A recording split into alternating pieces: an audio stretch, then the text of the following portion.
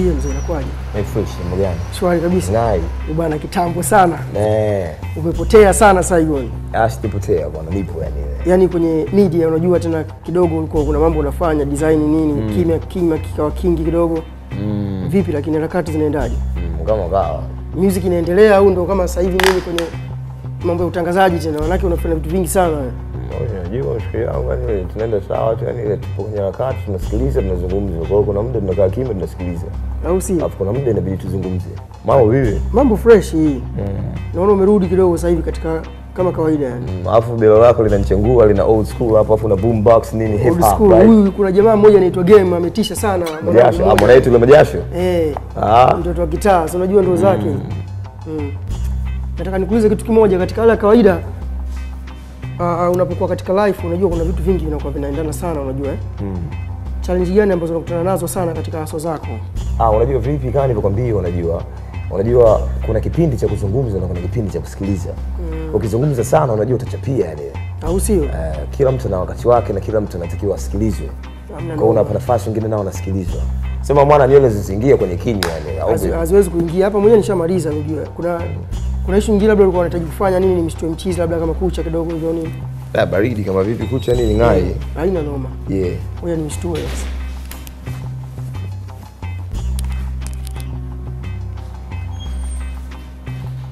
Beka. Saluni yenu imekaa kishua kweli yani? Njoo. Saluni ya kishua, unajua hii si hatubahatishi ujue. Hatubahatishi yani katika saluni zote Dar es Salaam yani hii sasa hivi ndio imekamata mashavi yote yani watu wote usipokuja hapa tena inakuwa haujapendeza. So unajua? Sio. Ngai. Kuna kitu kimoja nilikuwa nataka uniambie Sanjon. Yani katika hali ya kawaida yani Channel 5 matamasha ya jinsi yani unajua sana kuhost yani show kama hizo inakuaje? Saleh mzee. Mambo vipi? Asalamu alaykum. Bwana wa msalam sikiza kutuna yetu mtafanya hivi hivi alafu hivi alafu buya hivi alafu buya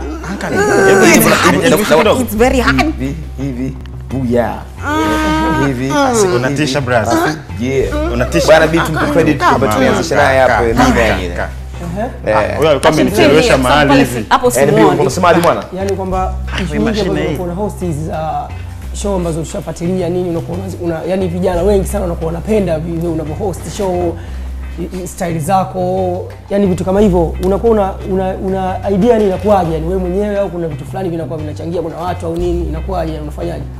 Ile pale unajua ni hisia tuseme unajua ni blessings tuseme. Umenisikia mwana?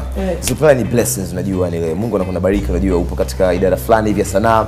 Sasa unakuwa unapata hisia alafu unapopata zile hisia unajaribu kugawana na watu. Respond ya watu wanavyokuja basi unaendelea nayo. Umeona bwana? Kwa sababu kuna slogans zinazaliwa kutokana na situation. Umeona? Situations zinavyotokea unakuta slogan limezaliwa pale pale tunajua mwenyewe unashangaa imetoka wapi. Pengine labda unaweza kuwa umesikia kitu kinafanana na hicho ambacho unakianzisha. Mfano kama oi. Unajua niko naongea na my brother ni tuko katika situation fulani jamaa walikuwa wanaongea. Mimi nataka wanisikie. Lakini wenyewe wamenikaushia na wamenipa mikausho mikali basi nikapiga kelele pale oi.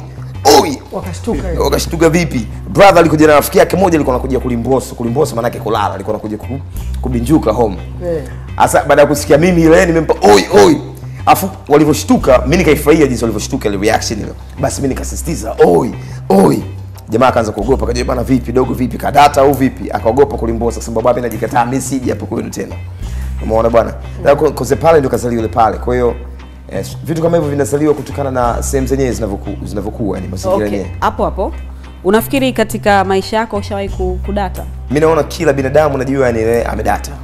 Kile vyake unajua nitajibu kama Fresh G anavyosema kwenye track yake watu mara ho si Fresh G kadata ni kwamba sio kama umedata unakuwa na data nyingi lakini kuzielezea kwa mpigo zinashindikana. Kwa hiyo fikra ya watu kwa kipindi hicho ambacho tunawasiliana nao na kwa mmepishana kwa wanakuwa wanashindwa kuelewa na bwana jamaa huyu amedata nini mbona anafanya vitu fulani vya ajabu anazungumza vitu fulani ambavyo labda havifanani na sehemu hiyo pengine hawako tayari kupokea vile ambavyo vinatokea. Naam. Niko naongea na rafiki zangu ambao pia ni rafiki zako. Wakasema kwamba we ni mkali sana kiusanii achana na TV au radio kiusanii lakini style yako au vitu ambavyo unavizungumza kwenye game yetu sehemu ambayo ilipo sasa hivi au ilikotoka hawajafikia level ambayo wewe uko. Kwa hiyo wanahisi kama kipaji chako kiko wasted, yani hakijakaa sehemu ambayo inatakiwa kukaa. Wewe unafikiriaje? Kipaji changu mimi nashukuru mwenyewe. Kwanza nashukuru kwa watu wanafikiria kusema mimi ni mkali. Nafurahi kwa sababu ina maana wamekubali kazi ambayo tunaifanya. Jibu nitakayokupa afu nitalivunja au vipi? Ni kwamba hiyo ni nasema mimi ni kadari ya Allah. Yaani Mwenyezi Mungu ndiye alivyonikadiria, unajua ndio. Ukali wa mtu haumaanishi kwa wewe utakuwa na mafanikio labda ya material. Kwamba labda kutokana na kipaji chako utakuwa na hela nyingi, labda utauza records nyingi, labda utaperform, utasunguka nchi nyingi. Kwa sababu kuna msemo, kuna rappers fulani kutoka Queensbridge, New York City, wanaitwa Organized Confusion, nakwambiaje, not because the brother got dough that means that he got flow. So kwa sababu mshikaji ana dough ndio kwamba anayo flow. Wapo wasanii wakali ulimwenguni kote wazuri sana lakini hawana mafanikio kibiashara. Na wapo wale ambao hawako wazuri sana kisanii lakini wamefanikiwa sana kibiashara. Kwa sababu kwenye sanaa kuna biashara pia. Kuna management, kuna team ya management. Kitu ambacho nimeongea na baadhi ya watu ambao wamenitazama mimi kunifuatilia ni kwamba mimi sina management team. Umeona? Na sawa kuna baadhi ya vitu ambavyo ninavizungumza watu pengine hawako tayari kutokana na kwamba kilichojaa hewani sana na kinachokubalika, kinachopewa promo sana ni katika kiwango ambacho sicho ambacho mimi nakifanya. Ulikuwa unakaa Uingereza, right? Yeah. Kwamba ulipokuwa naishi Uingereza ulijiunga na watu ambao na crews ambao kutoka watu wa Jamaica, watu sio wa visiwa fulani hivi na nini. Yeah. Kitu ambacho mlifanya vitu vingi mkaenda deep sana, kitu ambacho kusababishia matatizo mpaka ukarudishwa. By the way, number one, mimi sijarudishwa. Watu wengi wafahamu sijarudishwa. Alafu wale exactly ilikuwa sio kama kujiunga, lakini unaweza kusema kujiunga, ile waliniadapt. Mimi nilikuwa napenda kutembea na Walkman nasikiza beats, instrumental na rhyme na freestyle, nikipata mzuka nikikuta group la watu na wafikia na wachania afu najikataa naondoka. Watu wakaanza kusikia habari zangu. Bwana huyu jamaa nani huyu? Wakaanza kusikia bwana jamaa tu Saigon. Watu kwa kila nikipita wanasimamisha bwana tugee rhyme. Wahindi, wa Pakistani, unajua wa Caribbean, wa Bongo, wapo wa Bongo walikuwa wananifahamu, kwa hiyo wengi wao walikuwa wananifahamu kama huyu Saigon MC. Lakini mimi nilikuwa napenda naenda kwa watu ambao hawanifahamu, napima uwezo wangu. Napochana ukinikubali kwa sababu nakuwa ni task. Watu hawakujui. Unajua watu wakikujua pengine unaweza kaboronga kidogo ukasema kwa sababu wa kwetu wakakushangilia nini. Kwa hiyo mimi nilikuwa naenda kwa wale ambao mimi siwajui wala hawanijui. Mimi nawachengua na chana na hapa midanando nasema bwana ndio bwana vipi unaitwa nani, mimi najikataa.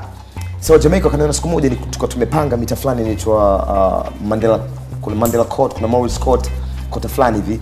Sehemu hiyo sawa kuna Jamaica walikuwa wanaishi. Wakana mimi nakatiza kila siku na band na freestyle. Sasa kuna siku akanisimamisha bwana dogo njoo. Unaitwa nani? Mimi nikamwita Saigon. Wakanipa chakula cha Jamaica. Karibu onje chakula cha Jamaica. Kwa sababu wao Jamaica wanapenda wa Afrika, hasa mtu ambaye anatoka Afrika. Mimi nikamwambia mimi natoka Afrika. Wakawa wanakataa wanasema wewe sio Mwafrika bwana. Kutokana na stereotype iliyopo kwamba mtu kutoka Afrika wanajua nile wanakutazamia uwe tofauti na vile ambavyo walikuwa na mimi naweza nikazungumza lugha ya Kiingereza nikanapendwa na nikapata mtu mmoja Mkenya anafanya project cool anaitwa Sir Prestige ambaye na lebo yake inaitwa Social Misfits, alifanya street documented na mimi nikawemo. Walikuwa Marekani, Uingereza, wa Faransa, Mbongo, Mwafrika nilikuwa peke yangu. Na sikurudishwa. Mimi nilirudi mwenyewe baada ya kusikia mama ananiambia bwana Saleh bwana umekuwa mtundu sana. Mimi nilikuwa mtundu sana, nilikuwa free kupita kiasi. Maana nipo katika himaya ya watu ambao wanalinda, wale jamaa walikuwa watemi mji mzima. Kwa mimi nilikuwa siguswi na mtu yoyote. Kwa sababu itikadi ile pale kiana fulani ili ni haribu kiana fulani. Kwa sababu unajua maisha kitao uko free, unajua ni ile alafu unajua maisha ya kitao unajua ni ile. Lakini hicho kile ambacho kimekupeleka kule sawa kwa tena ukiachilia mambo yao ya kurap kama nilivyosema John nini, yani kilichokupeleka kule hiyo elimu labda uliweza kurudi kwa sababu labda kama hivyo mama alikuita au uliweza kumaliza vizuri au kuna vitu fulani ndio viliingiliana ukabidi urudi lakini hukumaliza vizuri. Shule kusema kweli mimi shule nilikuwa sipo tayari kusoma kipindi kile unajua. Nimeenda shule pale ilikuwa gia kuingia mtoni unajua ni ile. Your mom passed away. Naam. Right? Lakini kabla ya hapo ulioa. Alright? Kwa kuna mtu mmependana, ukaoa, lakini bahati mbaya naye akafa. Naam. Naomba unipitishe kwenye hiyo njia. Mamangu alifariki kabla ya kumuona marehemu mke wangu. Sasa mama alivyotangulia nilijisikia vibaya na upande fulani hivi nikapungua sana na nguvu najua nini. kina fulani, hasa kipindi unaweza kusema kama ni data kidogo, unajua nile niko na mimi nafanya hivi kwa sababu mamangu alikuwa fan namba 1 wangu mimi. Nikirap nikifanya nini, mama alikuwa anasikiza track zangu, ananikubali, ananisupport, ananipa tough, ananipiga tagi. Asa alipofariki niko na sina fan tena. Kwa sababu fan wako inabidi uanze nyumbani, kama nyumbani kubaliki inakuwa mtihani kidogo, japo wanasema kuna msemo mtume akubaliki kwao, nabii akubaliki kwao. Lakini nyumbani wananikubali. Alhamdulillah, Mwenyezi Mungu akanikutanisha na mwanamke ambaye mimi nilikuwa nataka nioe long time, lakini bahati mbaya tuseme sikuweza kupata mwanamke ambaye yuko tayari kuolewa kwa kipindi kile. Kwa hiyo nilipompata yule tukaongea ni ile, nikamuuliza vipi wewe uko tayari, wewe muumini, mimi muumini, inakuaje nikuoe? Fresh, tutaishi vipi? Tutaishi, Mwenyezi Mungu atabariki ndoa yetu, tutaishi. Na nikamuoa. Baada ya kumuoa akaugua. Watu wakasema mengi tofauti, najua yani ile, kwa sababu unajua binadamu hakosi la kusema. Umeona wakasema vitu, wengine wakasema ni mitihani, wengine wakasema vitu ambavyo sivyo, like AIDS or something. Umeona ni everybody will say everything, kila mtu anasema kila kitu, unajua ni ile. Ulishawahi kupima? Mimi? Naam. Okay. Umeona bwana? Na uko sawa? Alhamdulillah. Okay. So mke wangu alikuwa anapumu. Umeona alikuwa anapumu, lakini Mwenyezi Mungu akitaka kuchukua, unajua yani anakupa sababu ndogo tu. Unaona unaweza kulala ukaondoka bila kuumwa. Mwenyezi Mungu naona alikuwa anampenda mke wangu, alitaka sifariki bila kufanya ibada ya ndoa. Unahisi ni vizuri vijana kuoa mapema au ni bora wasubiri kwanza wakae at least wafikishe labda miaka ambayo wewe unafikiria kufikisha? Ni vizuri vijana tukioa mapema na mabinti wakiolewa mapema, hata kama wapo chini ya wazazi watawasaidia wale mpaka waweze kutembea. Kwa sababu gani? Ukija kuangalia sasa hivi zinaa inaongezeka, tunazidisha zinaa, watu wanatoa mimba. Unajua ni tunaua watoto na inakuwa mbaya, kwa sababu tutaporejeshwa kwa Mwenyezi Mungu tutakuwa tuna maswali ambayo kuyajibu itakuwa ngumu. Yaani turudi tutoke kwenye maisha ya kawaida, turudi kwenye hii muziki wetu wa hip hop ambao tunafanya hapa Tanzania. Labda una mpango gani sasa, kwamba kwa sababu sasa hivi hatujasikia track yoyote, hatujasikia yani zaidi ya kurudi kwenye kuhost tena show yako ile ya kama kawaida, yani unakuja kivingine au yani unakuja vipi tena? You know what? Nakutana na wana kibao, najua bwana yo sasa inakuaje tufanye track nini? Mfano juzi kati nimekutana na AY, unajua nikamwambia AY sikiliza, usio bwana, mimi na tuna historia kwenye tasnia yapi. Sasa unaonaje mimi na tukifanya collab, tukiungana, tukafanya project yani ile endelevu. AY kana bwana yapo fresh, unajua kwa sababu mimi ni old school na yani ni new school, lakini kwa wengine ni old school kwa sababu sasa hivi unajua tumepita miaka mingi. Umeona? Kwa hiyo sometimes soon sikilizeni, mimi na AY tuna kazi ambazo tunakuja nazo. No say kuna watu wengine ambao walikuwa underground kina Mteganda. Kuna mwanangu baba Majasho, juzi fulani tumetoa kazi hapa. Unafanya kazi kwenye TV. You've been away for too long. Now you're back. Unafanya show inaitwa Dance Mia Mia. Oh, ibada very nice. Very nice. Thanks. Si tunakujua wewe kama msanii wa hip hop ambaye uko unafanya kipindi cha hip hop. Ukiachana na Dance Mia Mia, kuna kitu kingine ambacho unataka kufanya kwenye TV au ambacho unapika, ama Dance Mia Mia ni program endelevu itakuwa ipo kwa muda mrefu? Dance Mia Mia wakubwa wangu kazi wananiambia ni project endelevu. Okay. Mimi sasa hivi nasoma mambo ya production, TV production, filming, script writing, you know, editing and all of that. So nitakuwa nataraji kuandaa vipindi nataraji kuandaa vipindi vingi tofauti. Okay. Kwa hiyo tujiandaeni, kaeni mkawa kula sometime, tutawashtueni, tegeni sikio, kuleni mingo, yani tegeni sikio na macho.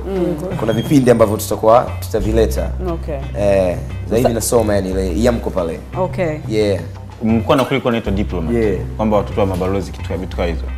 Alafu baadaye yani kukawa na crew nyingine ambapo kwanza kuna mechi yani ya kwanza unit na Diplomat. Hebu tuambie kuhusu kitu sasa. Diplomat na kwanza unit, tunajua kwanza unit and respect, tunajua ni kwa kwanza unit na kila crew ambayo ilikuwa kipindi kile walikuwa wanawakilisha ipasavyo. Rest in peace kwa watu ambao wamefariki, Mungu awalaze mahali pema, kina Marema Dili, kumbuka D-Rob. Kwanza unit walikuwa crew kali kweli, walikuwa wanakubalika, unajua ni leo authentic hip hop. Basi tukachukua Diplomat tulivyotoka kwanza unit walikuwa na advantage katika rappers wa Tanzania, walikuwa wanaweza kurap kwa Kiingereza, Kiswahili ndio kinaingia lakini Kiswahili kilikuwa yani watu walikuwa wakithamini sana.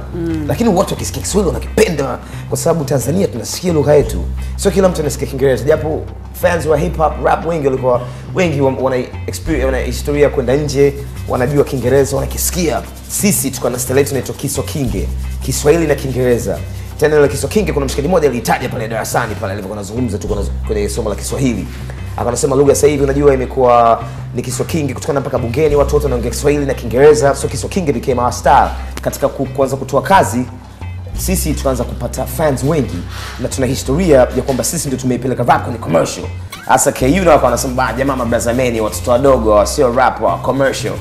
Wakawa wanaambia baadhi ya fans ambao walikuwa wanatusifia sisi kwa tukao kama rivals. Na Radio 1 ilivyoanzishwa pale thanks to Mengi alivyoanzisha radio tukaanza kusikika radioni na TV tukaanza kuonekana.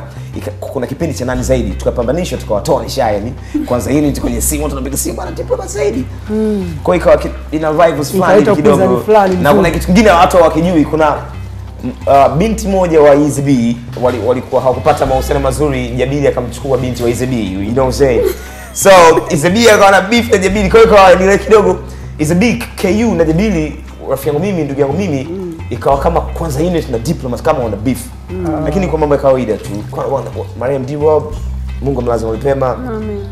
Akapanda pajikwani wakawa na vibe wakawa naua sisi tuna ile kama nilivyosema sasa nakuja ilikuwa na diss rappers kibao ikadiss na Diploma sisi aturuki kwa furaha tukaisikia jukwani tukasema jamaa kumbe wanataka.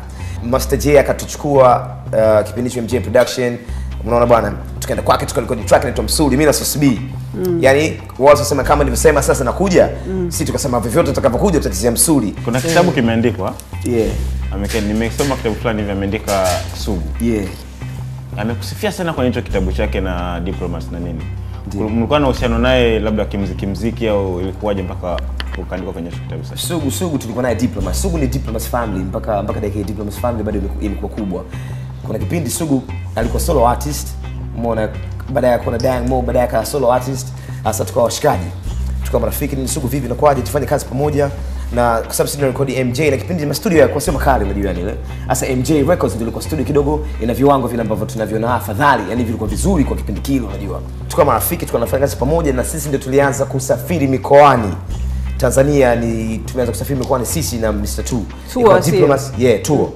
Diplomats na Mr. 2 ndio tulikuwa the first group as Diplomats family. Sugu akiitwa popote pale mimi lazima niende na kina Saigon na Dola kwa sababu kipindi kile Stigo alienda kusoma Uganda baada ya form 4 tulipomaliza tukatawanyishwa. Christmas akaenda kusoma kule Tarime kule, Philip akaenda kusoma Old Moshi, tukaenda kuperform Old Moshi kule, tukaenda perform kwa kibao kwani kama mimi hapa na Dola kama kutoka zake UK. Dola niliishi naye Nigeria kipindi fulani hivi. Kwa kaja hapa akakuta group yetu imeshaanzwa na jina Diplomats na yetu tulikuwa Diplomats pamoja kusema bwana inakuaje nijiunge nikasema baridi fresh. So tukawa pamoja na Dola. Kwa mimi na Dola Soul balozi tulikuwa tuna represent. After talking about Dola Soul, mke wake amejifungua mtoto wa kike. So yo big up Dola Soul. Najua atatazama kwenye YouTube. Baba, Jose, so yo. Tuko na Sugu tukawa pamoja kwa tukafanya ziara album ya kwanza ya pili. Ikawa sasa mpaka watu wengine wanasema bwana nyinyi mbona mfanya album zenu Diplomats na focus kwenye album ya Sugu tu. Lakini sisi tukachukua kama Sugu na sisi ni movement moja. Umeona hata ikitoka album yake lakini ni movement yetu pamoja. Wakati mko mnajiunga pamoja Diplomats nafanya kazi menda tour whatever. Hata siku moja ulishawahi kufikiria kwamba Sugu anaweza kaa yuko sema ambayo yuko sasa hivi? Mimi I was always optimistic. Sugu kuna mstari moja alisema wimbo unaitwa ulikuwa hit kule Amsterdam kule. Kwamba unaitwa maisha ni vile unavyoishi lazima uwe mbishi, na wimbo ule ukamwamsha msanii mmoja ambaye mzuri sasa hivi anaitwa Nick Mbishi.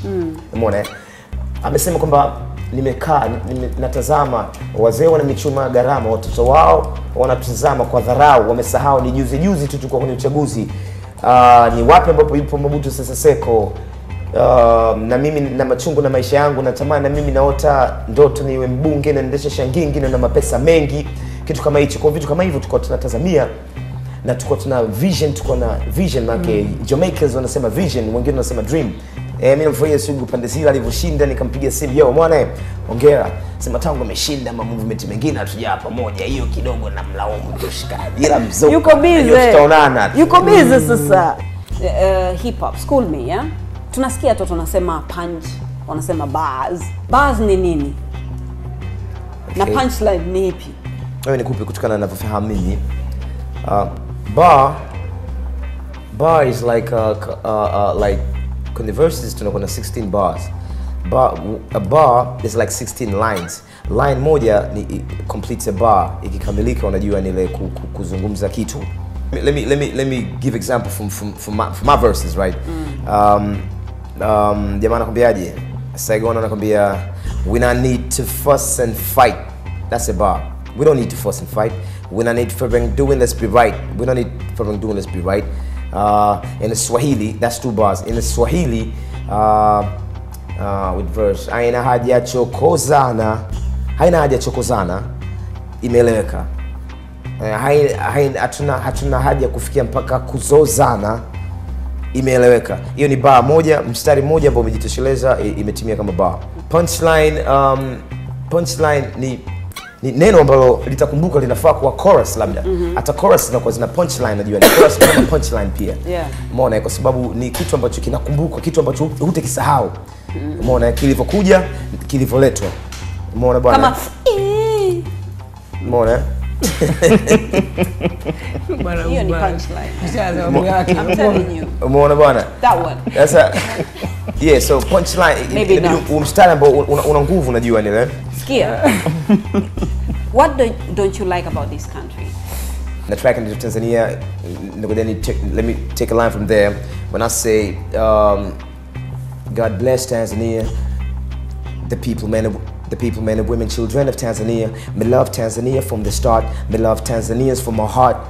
I'd love to see Tanzania maintain peace. More than glad if justice run things. Nishi hapo. Justice inakuwa imembwanda. Yani haki kidogo inakuwa haipo. Unajua ni kuna baadhi ya watu wanakuwa wanaonewa, unajua ni wewe. Kwa hiyo uadilifu katika uongozi ndio unaofanya Tanzania kidogo mimi unaniuma, kwa sababu watu wengi wananyanyasika, wanaumizwa, wanaumia kutokana na mfumo ambao unaendesha nchi yetu. Umeona bwana?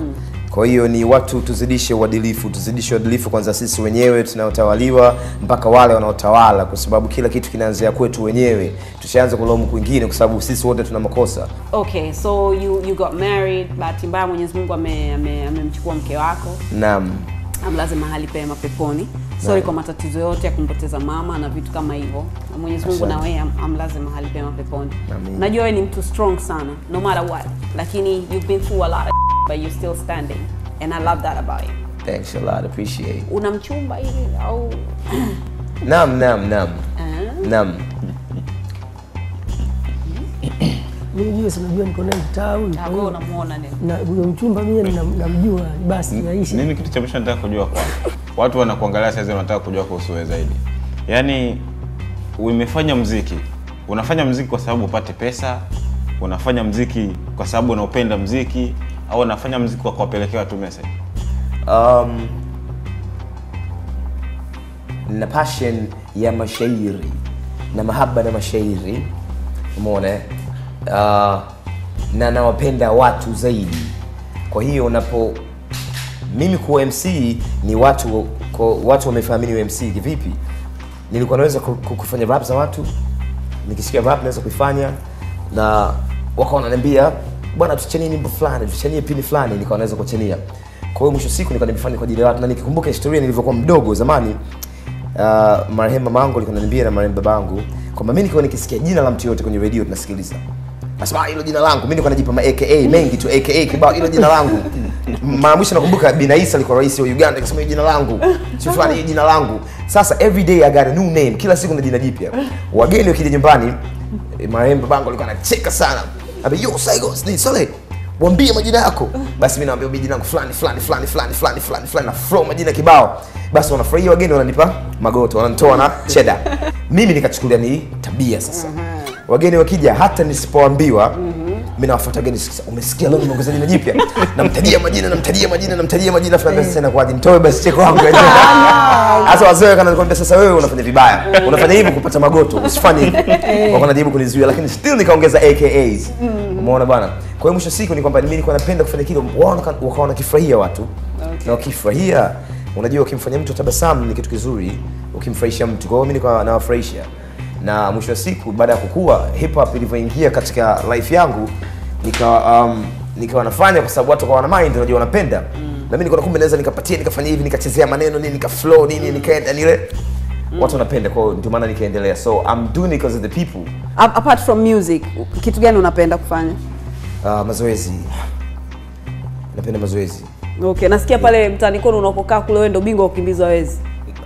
Wewe bahati mbaya wezi mimi sijabahatika kumkamata hata mmoja najua nini. Lakini unawakimbizaje? Lakini nikiona mwizi mshikaji wangu akipigwa na mwenye huruma yani ile, na mwenye huruma anambeba na msimamo. Ushawahi kuibiwa? Mimi nishaibiwa juzi tu hapa, nimeibiwa tena nikamind mwizi nikapiga beat nitasoma al-Badir. Lakini baadaye nikasema ngoja nisamee kwa sababu mimi mwenyewe na madhambi yangu na makosa yangu nataka nisamehewe, ngoja nisamee. Salamu alaykum. Yeah, like that. Booyah. Yeah, like this and like that. Like that, I'm saying. Yo, Sinza Kali, you know what I'm saying? Shouts to East Africa TV, fans wote wa hip hop, fans wote wa dance mia. Washikaji zangu wote ambao najuana nao. Nchini Kiswahili mwanangu. Then you relax so I could flow on the wax. Let me flow on the track. But it's born and back like I was gone. My name is Sagon, nimeambiwa ni chana kwa Kiswahili. Mashahiri hapa na mpango kusafiri kuingia zangu Sinza, nitatimba shots kwa pina nimeongea cha mizinga kikosi mikosi kwenye giza hip hop hapa ni tochi. Jamaa akatengeneza kucha anaishi Sinza lakini sio kumekucha. Oi. Shots kwa wenye mikasi, pindi sala mangwea sio mikasi, huu ni mtikasi wa kwenda kasi, haraka ni faster. Freestyle master, shouts kwa hard blasters na hapa shouts wengi, shouts kwa wanafanya kazi TV ya mengi na wengineo wengi. Bana dao kutosha ina Rwanda. You know say shouts kwa ni Mobaruga family, shouts kwa Buhama family, shouts kwa family yako and everybody man. Kama nimemsahau mtu sijamsahau kwa sababu nimeshout everybody. Much love. Bye. Jumatatu ijayo kwenye Mkasi. Mapenzi ndio yanaamua na matakwa yanaamua na anapanga kwenye roho kisha moyo unatuma. Umeshawahi kumcheat mamake Steven? Nishawahi kumcheat because natambua nafasi yangu ni ipi. Nikitoka stage masaa mawili, nikienda kwenye interview risali moja. Unaweza kuangalia Mkasi online kupitia www.mkasi.tv.